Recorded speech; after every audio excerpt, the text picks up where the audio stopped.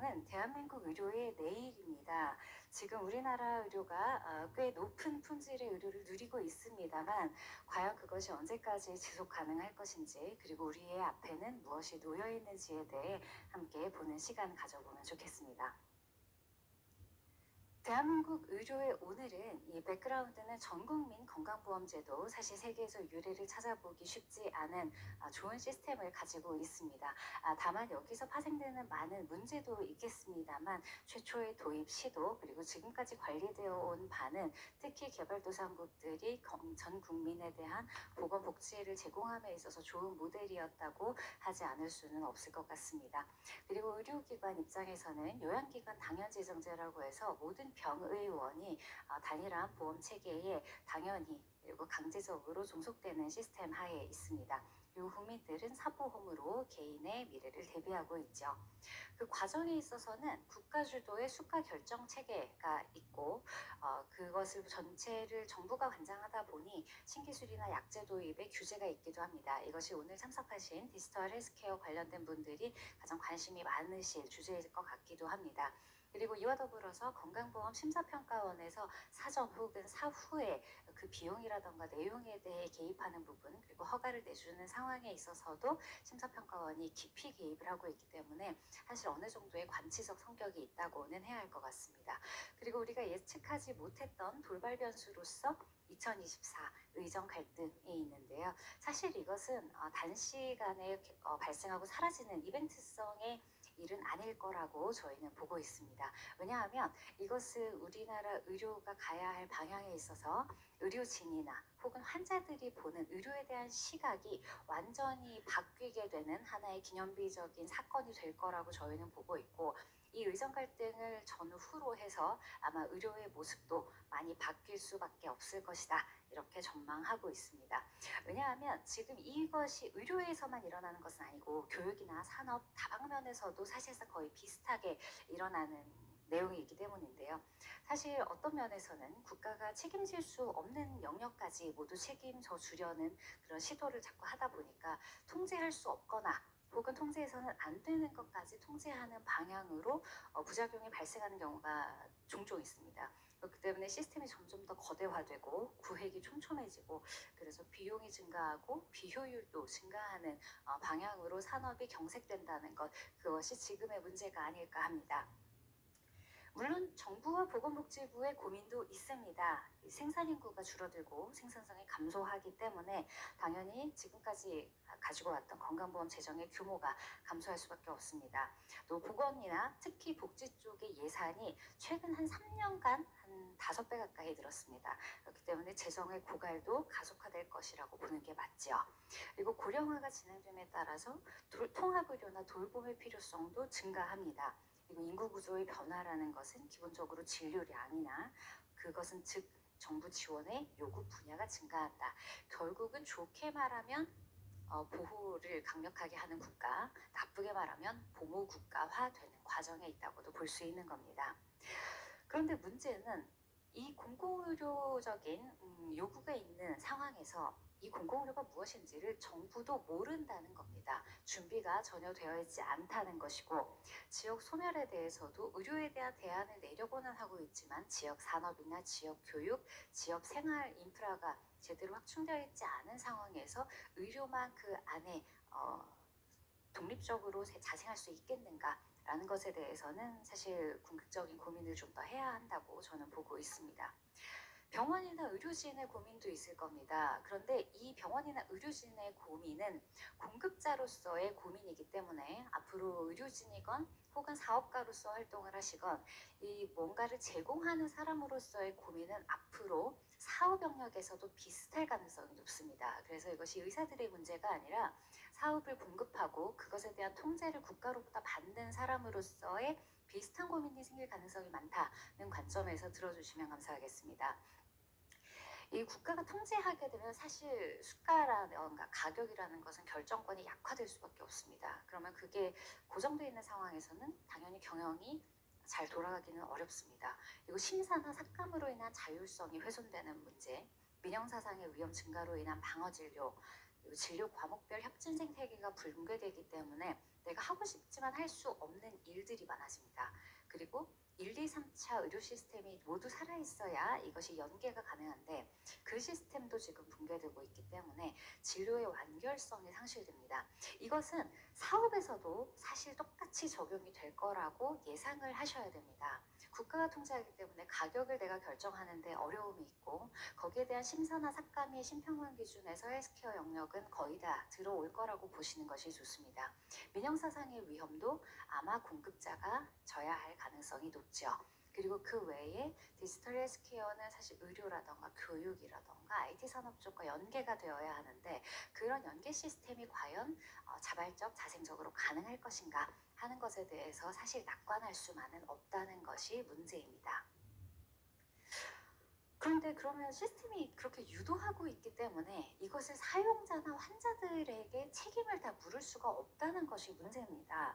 왜냐하면 당연지정제와 저수가는 대부분의 국민이 태어나서 성인이 될 때쯤부터는 사실상 전 국민이 이미 누려왔습니다. 공기 같은 겁니다. 대한민국 국민들에게는. 의료에 대해서 내가 따로 돈을 낸다거나 아니면 자발적인 시스템을 구축하는 것이 국민들에게 아무도 익숙하지가 않습니다. 그것이 사실은 아주 고질적인 문제일 수도 있는데요. 시스템이 그렇게 유도하고 있다고 쳤을 때 그러면 좋은 의료에 대한 국민의 경험과 기대치가 어떤가?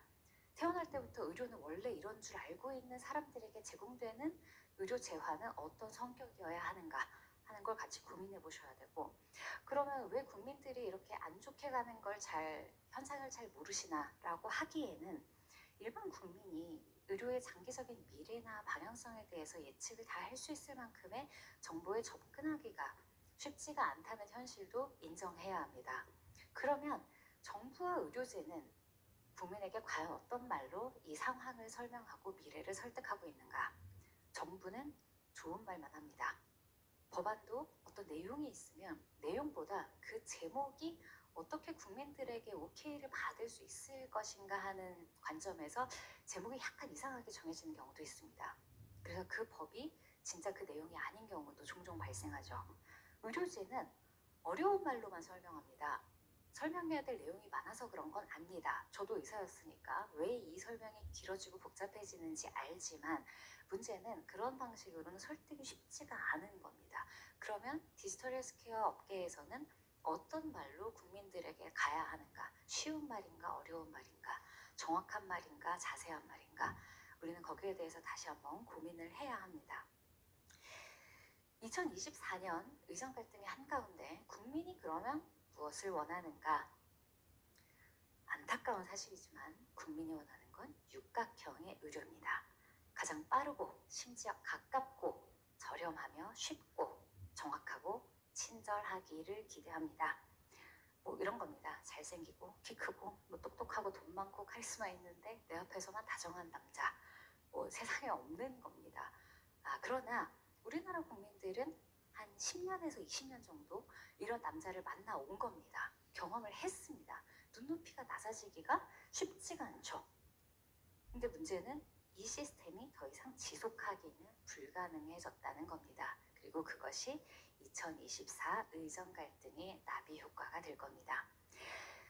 2024 의정 갈등에 대해서는 물론 여러 관점이나 여러 의견이 있으실 수 있다고 생각합니다. 그리고 아직 국민 여론도 이 의정 갈등에 대해서는 정부 쪽에 훨씬 더 호의적인 것을 저도 압니다. 그러나 냉정하게 지금 2월부터 8월까지 온 결과만 보겠습니다.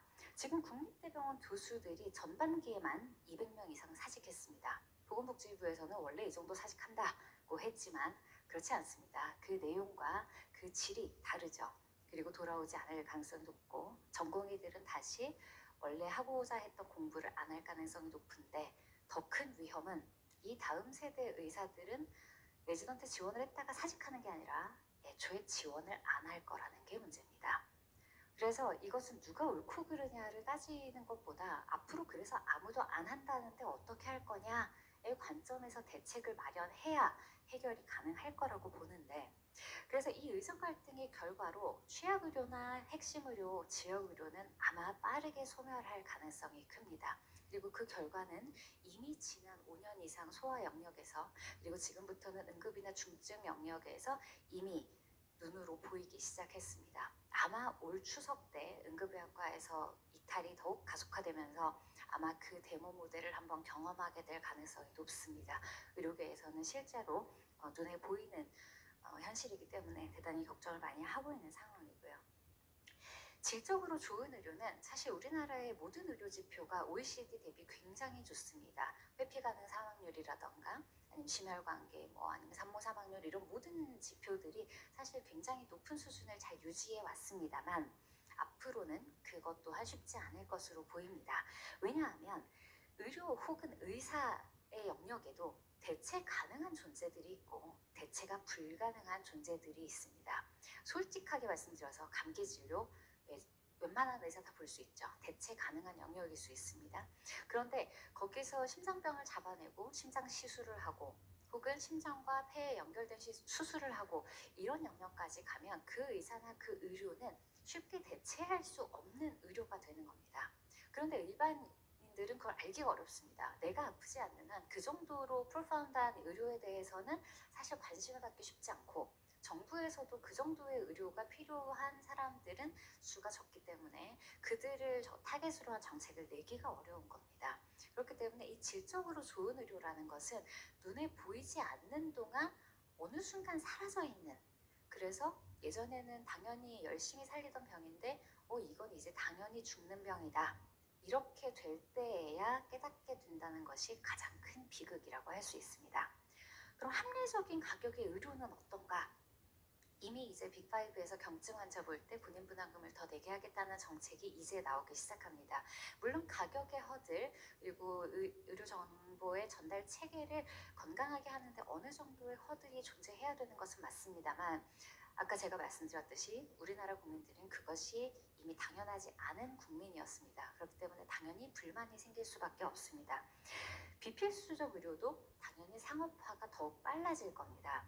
단적으로 미용적인 피부과 진료에도 필수 영역과 비필수 영역이 혼재합니다.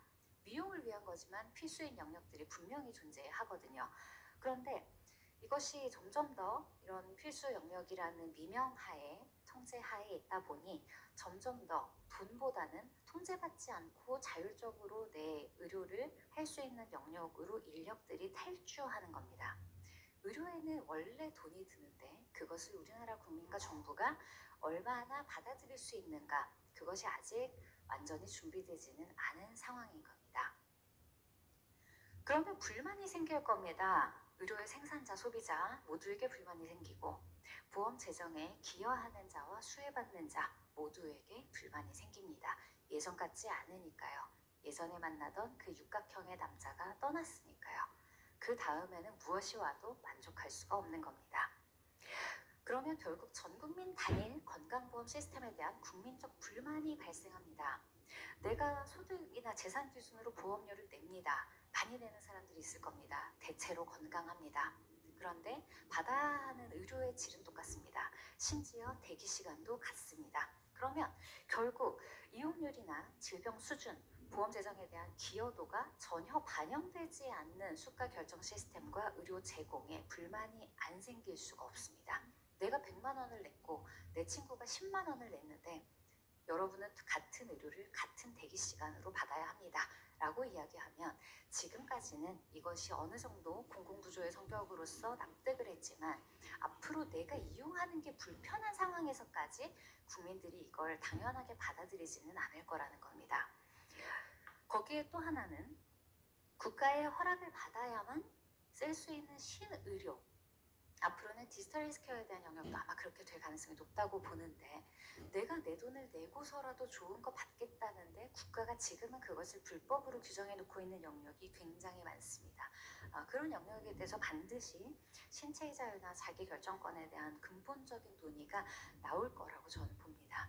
예전에는 그리고 외국과의 이런 소통이 원활하지 않았지만 지금은 암이다, 그런데 신약이 개발됐다, 미국이나 일본에서 쓰고 있다, 다 압니다. 그렇기 때문에 그것을 국가가 통제하는 것에 대해서 과연 국민들은 어느 정도로 납득하실 것이며, 국가는 또 국가대로 그런 과정을 통해서 외국으로 많은 자본과 인력이 유출되는 것을 그러면 언제까지 통제가 필요하다는 이유로 잡고만 있을 것인가, 명분도 잃을 수밖에 없습니다. 그래서 오늘 제가 이거 강의를 의뢰받을 때 희망적인 거 해달라고 얘기를 하셨는데, 문제는 결론을 아무도 원하지 않는 결론으로 낼 수밖에 없는 흐름이라는 겁니다. 의료기관은 현재 수가 체계 하에서는 비급 영역이 결국 축소될 가능성이 높고 혹은 통제하로 들어갈 가능성이 높고, 건강보험은 긴축되기 때문에 필연적으로 경영이 악화될 수밖에 없습니다. 출구 전략으로 지금 이제 두바이 환자들 받기 시작합니다. 그래서 두바이에서 오는 현금으로 들고 오시는 환자분들 VIP 병동에 넣고 건강검진 해드리고 당일 수술해드리고 우리나라 환자들에게서 받을 수 없는 엄청난 규모의 돈을 벌어들일 수 있습니다. 그게 초반에는 병원을 살리고 그렇게 벌어들인 돈으로 병원에 투자를 할 수 있으니 우리나라 국민에게 도움이 되는 것처럼 보일 겁니다. 하지만 그것이 만연해지는 순간, 그러면 나도 내 돈 내고 두바이 왕족들이 받는 진료를 받겠다는 목소리가 당연히 나옵니다. 우리나라는 자유민주주의 시장경제의 국가니까요. 그러면 거기에 대해서 어떤 이유로 이것을 막을 수 있겠는가? 병원이나 의료진들이 그 이야기를 했을 때는 3번에 걸친 헌법재판소에서 공공복리를 이유로 합헌 판결을 했었습니다. 그런데 그런 요구가 환자나 국민으로부터 나올 때 과연 국가가 공공복리를 이유로 국가 국민 전체를 통제할 수 있을까요? 그럴 수는 없는 거죠. 그렇기 때문에 차별적 의료의 존재가 생기는 순간 거기에 대한 불만과 자율성의 요구는 증가할 수밖에 없는 겁니다. 이것은 결과적으로 건강보험 제도의 붕괴를 이끌 수밖에 없는데, 사실 이것이 스텝 바이 스텝으로 국가가 잘 준비한 상황에서 좋은 방식의 민영화와 좋은 방식의 공공의료가 함께 갈 수 있다면 나쁘지 않을 겁니다만, 이것이 준비되지 않은 상태에서 갑자기 파국을 맞을 가능성이 크다는 것이 현 시점에서의 우려입니다. 그런데 우리의 사회 상황도 많이 달라지죠. 고령화 시대의 요구가 또 있습니다. 지금 일본 모델을 보고 있으면 요양시설이나 요양병원들이 아주 다각화, 다변화될 가능성이 높습니다. 기준도 완화될 것이고 의료만을 포함하지 않고 다양한 기능을 함께 아우르는 새로운 개념의 돌봄이나 새로운 개념의 돌봄 기관이 출현할 가능성이 높습니다. 그러면 의료와 돌봄의 경계가 모호해집니다. 보건과 복지의 경계도 모호해집니다. 이것은 결국 새로운 산업을 낳게 될 가능성이 높지요. 그러면 이쪽은 의료에서 우리가 보장받던 영역을 벗어나서 결과적으로 개인이 돈을 써야 하는 시장으로 커지는 겁니다. 그러면 필수적인 의료, 특히 그 수요가 높지 않은 의료는 가장 대표적으로 신생아, 소아청소년, 산과 영역이 있을 수 있습니다. 당연히 국가에서는 이 영역의 명맥을 유지해야 하므로 급여화를 확대할 가능성이 높습니다. 그러면 사실 이건 국가기조가 변할 가능성은 별로 없기 때문에 사실 이런 영역은 좋지 않은 의미의 공공의료화될 가능성이 높습니다. 아마 무료로도 받을 수 있게 되는 날이 올 수도 있습니다. 소아청소년 혹은 산과 영역은. 그런데 그렇게 되는 순간 좋은 의료는 사라지겠죠. 고급의 의료, 고급의 기술들이 사장되는 겁니다. 그래서 정부도 애는 씁니다. 노력은 많이 하십니다. 그리고 의외로 진심이었습니다. 그래서 그게 더 답답하긴 했는데, 필수 의료 패키지의 맹점은 이겁니다. 정원 확대하고 전문의 중심병원 만들겠다. 좋은데 문제는 이 전문의 중심병원 만들겠다고 하면서 지금 전공의 비율은 줄이고 PA를 늘립니다. 다음 세대 전문의에 대한 대책이 없는 거죠. 지역 필수 의사제, 지역 인재 전형 확대하고 의료인 책임보험 의무화하고 조정 중재도 사실상 강제화를 하겠다고 합니다. 그리고 대안적 지불제도, 이 정부가 하는 말은 말이 예쁘다고 그거 다 믿으시면 안 됩니다. 이 뒤에 뭘 그럼 계획하고 있는가 이거 잘 보셔야 되는데, 대안적 지불제도 자유롭게 쓰세요 하겠습니까? 파일을 묶어두겠습니다 하겠습니까? 국가의 기조라는 건 이미 어느 정도 큰 시스템이 정해져 있기 때문에 당연히 공공정책 수가 혹은 비급여 통제로 갈 가능성이 매우 높습니다. 그러면 이것이 일반 의료에만 그렇게 접목이 되겠는가? 디지털 헬스케어에서도 똑같은 방식으로 규제가 진행될 가능성이 높다. 이것이 우리가 생각해야 할 위험입니다. 사실 첨단 산업이나 미래 먹거리에 대한 관점으로는 국가도 고민은 많이 합니다. 그리고 의료정보정책과라던가 혹은 뭐 그냥 범부처에서 이걸 하려고는 하는데 이걸 제한된 규모의 예산을 할당을 한 상태에서 국가 통합 데이터를 자꾸 기획을 하려고 합니다. 이 이름이 다 이렇게 붙어 있습니다. 국가 통합, 빅데이터 플랫폼 다 좋습니다. 바이오 빅데이터 구축 필요하죠. 그런데 이 첫 발걸음을 국가 주도로 하고 국가 예산으로 시작하는 것이 과연 우리나라 현실에서 맞냐는 걸 좀 생각해 보셔야 됩니다. 여기 그림 보시면 이게 지금 보건복지부에 제가 현 시점 기준으로 좀 자료를 달라고 해서 요청을 받은 건데 기조가 모두 보건복지부 혹은 정부가 움켜쥐고 있는 행정망 그리고 이게 보건의료 빅데이터 통합 플랫폼인데 여기도 공공이라는 말을 아주 공공연하게 써놨죠. 당연한 개념화를 처음부터 시도하는 겁니다. 민간 주도나 산업 주도가 될 수가 없는 판을 미리 깔고 있는 중인 겁니다. 그래서 지금 국가가 생각하는 건 이거다. 국가 주도, 즉 국가 통제 하에 평등한 의료, 국가 주도 혹은 국가 통제 하에 평등한 헬스케어 시스템 혹은 디지털 헬스케어가 될 수 있다. 그러면 미래 헬스케어 또한 제2의 바이탈과 붕괴 중인 바이탈이 될 수가 있다는 겁니다. 그렇다면 우리는 무엇을 준비할 것인가? 4차 산업의 핵심은 결국 데이터입니다. 기구를 개발하건 시스템을 개발하건 뭐가 됐건 아무튼 데이터를 수집하고 가공하고 공유하고 그것을 발전시킨다는 점에서 데이터의 중요성을 얘기할 수밖에 없는데 의료의 4차 산업의 핵심 역시 의료 데이터입니다. 그러면 문제가 이 데이터를 누가 소유하는가의 문제. 두 번째는 그 소유한 데이터를 소유했다고 소유자가 권리를 인정받는 그 시스템이 아니거든요, 우리나라가. 그러면 그 데이터의 소유자 혹은 그 데이터의 패권과 주도권은 누가 가질 것인가? 그러면 이 다수의 관여자들이 권리에 맞게 발생하는 수익을 정당하게 분배받을 수 있을까 하는 문제를 처음부터 고민하셔야 됩니다. 개별 데이터에 관련된 권리자들의 권리 확정이 필요한 겁니다. 그럼 의료 데이터의 주권자라는 말이 좀 모호할 수 있는데 대부분 우리가 글을 쓰면 그 글에 대한 주권은 저에게 있겠죠. 그런데 의료 데이터라는 거는 환자는 데이터 생성 주체이자 생산자로서의 권리를 당연히 주장할 수가 있고 의사는 데이터의 생산자이자 소유자로서의 권리를 또 주장할 수 있을 겁니다. 원데이터 생산의 주 관여자가 될 수밖에 없고 생산 노동자로서 본인의 지적, 육체적 노동이 들어가는 부분이기 때문에 양쪽 다 이 주권을 주장하고 행사할 수가 있게 되는 겁니다. 그리고 거기에 또 상이한 특성의 데이터 간의 결합이 됐을 때 권리관계는 또 그때마다 달라질 수 있다는 복잡성이 있죠. 그런데 문제는 이 모든 것이 우리나라에서는 입법화되지 않으면 진행이 불가능한 영역이 많은데 문제는 데이터의 활용이나 생성은 의료인이나 사업자의 역량이나 기여에 많은 것을 빚집니다. 그래서 산업적 활용이나 경제적 가치 창출을 어떻게 할 수 있는가에 방점이 찍혀 있는데 입법은 기본적으로 정보 주체, 특히 환자의 인격권 보장으로 설계되는 경향이 있습니다. 입법 용이성 때문이죠.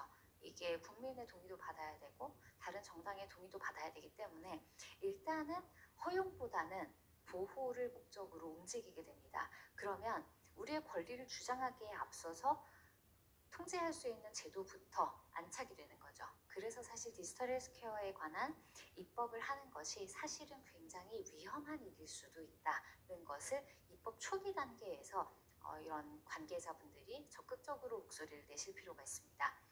그래서 지금은 다행히도 아직 디지털 헬스케어 분야에 입법이 많이 진행된 상황은 아닙니다. 별도 법률이 아직 존재하지 않고요. 해당 분야 연구개발 관련 법령이나 지원법에 의존하고 있는 상황입니다. 그래서 과기부, 산자부, 보건복지부가 다 관여를 보통은 하기 때문에 그런 부분이 있고 지금이 22대고요. 21대 국회에서 그러면 뭘 했냐? 찾아봤더니 3건의 법안이 발의가 됐습니다. 그런데 문제는 의료의 특수성에 대해서 국회 내에서 잘 이해를 하지 못하는 부분이 있고 기존 법령들과의 충돌 문제도 있고 수가 체계와 연계. 근데 이게 사실 좀 문제인 게 이 디지털 헬스케어를 생각했을 때 원래의 취지대로라면 공급자이자 유저로서 혹은 바이어 정도로서의 입지를 가지고 가셔야 됩니다.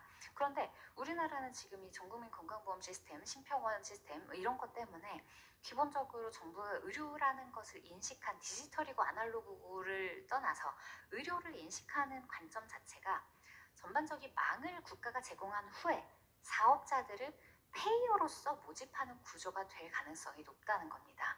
그렇기 때문에 아직 법안이 만들어지지 않았을 때 이런 것에 대한 위험을 충분히 숙지하시고 별도의 법률이 언젠가 제정될 때 다른 나라에서는 아예 디지털 헬스케어에 관한 별도 법률을 제정하는 추세로 가고 있거든요. 그럼 우리나라도 그렇게 갈 가능성이 많은데 그렇게 갈 때 별도의 법률 초기부터 적극적으로 개입하실 필요가 있다. 이 말씀을 드리고 싶고요.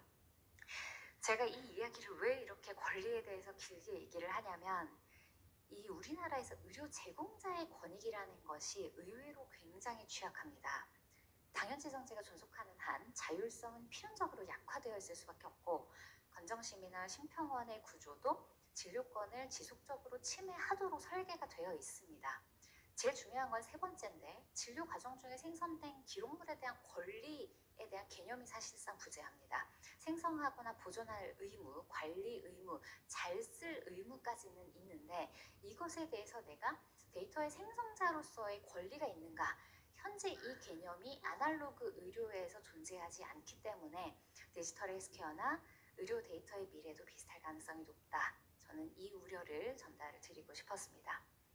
그래서 우리는 이제 앞으로 입법이 되었건 사업권에 설정이 되었건 여러 영역에서 활동을 하실 때 새로운 패러다임을 항상 가지고 가셔야 합니다. 우리는 의료의 제공자, 과거 우리나라가 규제 안에서만 살았던 그 시절의 의료 제공자가 아니라 우리가 인적 물적으로 상당한 투자와 노력으로 데이터를 생산해낸 생산자다. 그래서 생산자로서의 입지를 확고하게 가지고 가시고 거기에 대한 배타적 지배권을 반드시 확립하셔야 됩니다. 나의 권리에 부합하는 명확한 권리가 보장돼야 참여가 유도됩니다. 그래야 디지털 헬스케어가 부흥할 수 있고 미래 의료도 다시 살아날 수가 있는 겁니다. 그리고 생산자가 생산한 데이터를 자산으로서 보호받을 수 있어야 나의 행위, 노동, 기여에 대한 가치를 정성적 그리고 반드시 정량적으로 보상받을 수 있는 겁니다.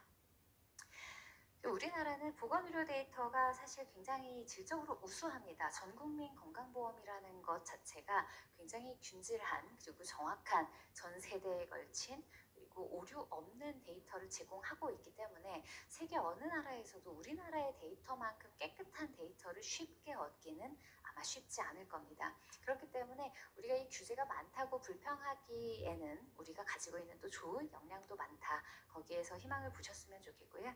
그리고 우리나라 IT 얼마나 빠르게 발전하고 또 잘 인프라가 갖추어져 있습니까?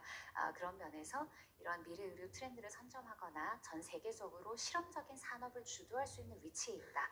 게임 산업이 일찍이 그런 수순을 밟았었죠. 디지털 헬스케어도 그런 좋은 선례를 따를 수 있을 것이라고 보고요. 다만 그것을 시작함에 있어서 일부의 지원금을 받느라고 국가 주도의 의료 시스템대로 편입되는 것은 좀 조심하셔야 된다. 말씀을 드리고 싶고 입법의 맹점과 정부 지원의 위험에 대해서도 장기적 관점에서 미리 대비하시기를 부탁드립니다. 가장 중요한 제가 오늘 계속 강조한 공공의 의무가 발생할 때는 반드시 같은 시기에 그리고 납득할 만한 양적인 배타적 권리를 함께 획득하시기를 그것을 충분히 협상하시기를 추천합니다. 그리고 판단의 영역에 속하는 관측 데이터와 그냥 수집으로만 형성된 일반 데이터 간의 데이터의 질적인 차이에 대해서도 충분한 어필을 하시기를 바랍니다. 그래야 개인의 기여를 존중하는 문화가 형성되고 그래야 미래 의료가 더욱 발전적인 방향으로 나갈 수 있기 때문입니다.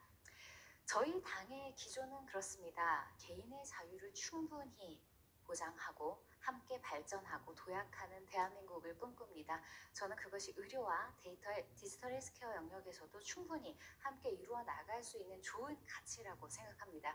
오늘 모이신 분들 디지털 헬스케어의 발전을 계기로 의료 제공자의 권리 그리고 소비자의 자유가 뿌리내릴 수 있게 되기를 기원합니다. 감사합니다.